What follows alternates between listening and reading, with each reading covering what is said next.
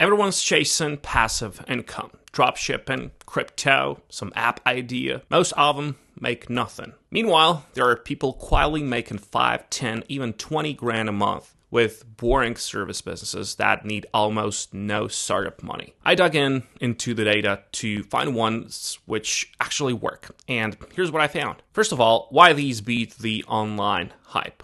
Service businesses solve real problems for real people who pay real money, right? Today, and not eventually, or if it goes viral. And the success rates back it up. Some of the most reliable businesses out there, like laundromats, cleaning services, home services, well, they survive at far higher rates than trendy online rates place.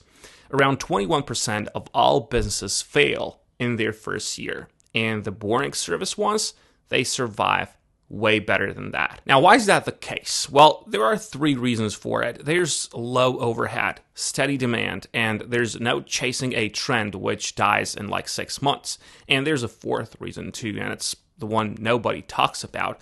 These businesses are local. You're not competing with like a million other people on the internet. You're competing with like a handful of others in your town. And most of them aren't very good. Most of what I'm about to show you, you can start for like under a few $1,000s, some for almost nothing. So yeah, let's get into them. Let me start with some strange and weird ones because they prove a point.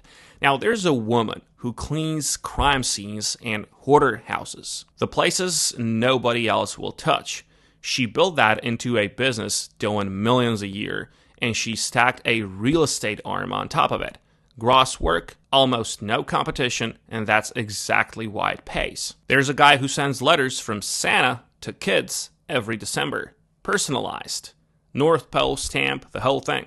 $15 a letter. He runs it 1 month a year and pulls in serious full-time income. There's a company that mows lawns using goats, like eco-friendly landscaping. They bring a herd, they fence it off, and let the goats eat.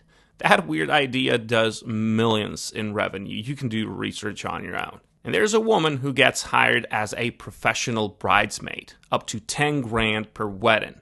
Over 200 weddings now. And here's the lesson hiding in all of these. The weirder and less glamorous the job, the less competition you face. Nobody wants to clean a crime scene. So the person who will names their price. Now, most people watching won't start a goat company. So let me give you the practical ones that you actually could. These are less weird, more repeatable, and the money is genuinely there. Garage floor epoxy. You coat a concrete garage floor with a durable, glossy resin. It protects it, makes it look great. One job runs from $500 to $2,500, and there are people doing this who clear tens of thousands a month. Low skill ceiling, you can learn the application in days. The hard part isn't the work, it's just getting the leads, and we'll talk about that. Solar panel cleaning. Dirty panels lose efficiency. So homeowners and solar farms pay to keep them clean. It's exactly what it sounds like. You clean panels. People are running this into 6 figures a year. As more solar gets installed every year, the pool of customers keeps growing. That's a tailwind you want. Pressure washing and exterior cleaning. Driveways, patios, house siding. A pressure washer costs like a few $100s. Charge $150 to $400 a job. The before and after is so satisfying, it basically sells itself, which matters for a reason I'll get to. Mobile car detailing. You go to the customer, you clean their car at their home or office. Most detailers charge like $150 to $300 per job. If you already own a car, your startup cost is basically supplies. Offer monthly membership and you turn one-off jobs into recurrent income. Now this one is spooky. It's grave care and maintenance. This one's quietly brilliant. You clean and maintain headstones and resting places for families who can't visit. Services start around $35 to $100 per visit. Some people do this part-time and make a few $100s a day. It's emotional, meaningful work, and almost nobody's competing for it. Families who live far from a loved one's grave will gladly pay someone to keep it cared for. Junk removal and hauling. People will pay good money to make stuff disappear. Old furniture, garage clutter, construction debris, a truck and a strong back is most of what you need to start. Jobs run from $100 to several hundred each. The demand never stops because people are always moving, renovating, or clearing out. Now, if you notice the pattern across all of these, none of these need a degree. None need a big loan. All of them solve a real physical problem someone will pay to make go away. And here's the quiet advantage. Most of your competition is unprofessional.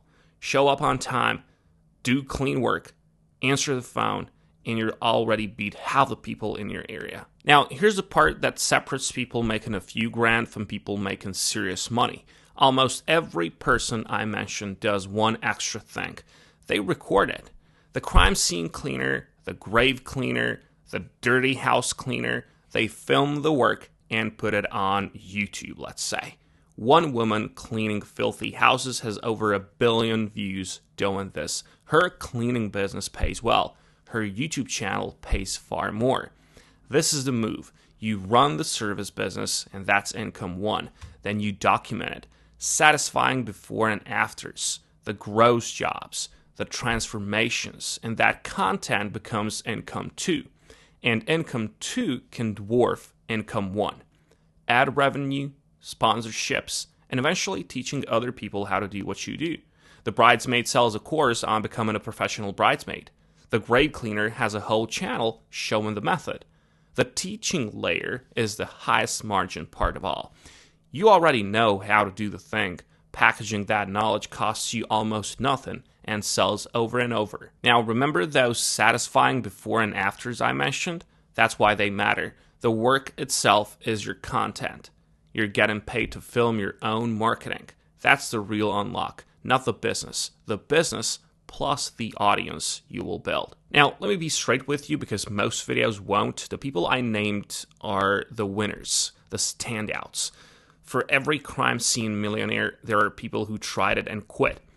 That's survivorship bias, and you should keep that in mind. These businesses are simple. Simple is not the same as easy. You still have to show up, knock on doors, do unglamorous work, deal with customers, get rejected, and keep going. And the YouTube part, that takes months before it pays anything. It's not a switch you flip. But here's what actually is true. The barrier to starting one of these has never been lower, under a few $1,000s, sometimes a few hundred. Skills you can learn in a week, and compare that to the online schemes that quietly cost you months and leave you with nothing. Well, here's your move. Just pick one of these, just one, ideally something you wouldn't hate doing. Buy the basic equipment. Most of these need under $1,000 to begin with. Do your first 3 jobs cheap, maybe even for free, to just build some proof and get reviews. Then go where the customers are. Local Facebook groups, door-to-door in the right neighborhoods, a simple Google listing. For the leads, a few before and after photos is your entire portfolio. If you do the pressure washing, just clean around your house and just make before and after photos or some content. That's it. But please, from day one, film everything. Even if you never post it, you'll be glad you have it. Because the service pays your bills now. The content pays you later. And yeah, these aren't glamorous. That's the whole point. Boring, simple, and profitable beats exciting, complicated, and broke. Pick one, start small, film it. Just go. Wish you good luck, and I'll catch you in the next one.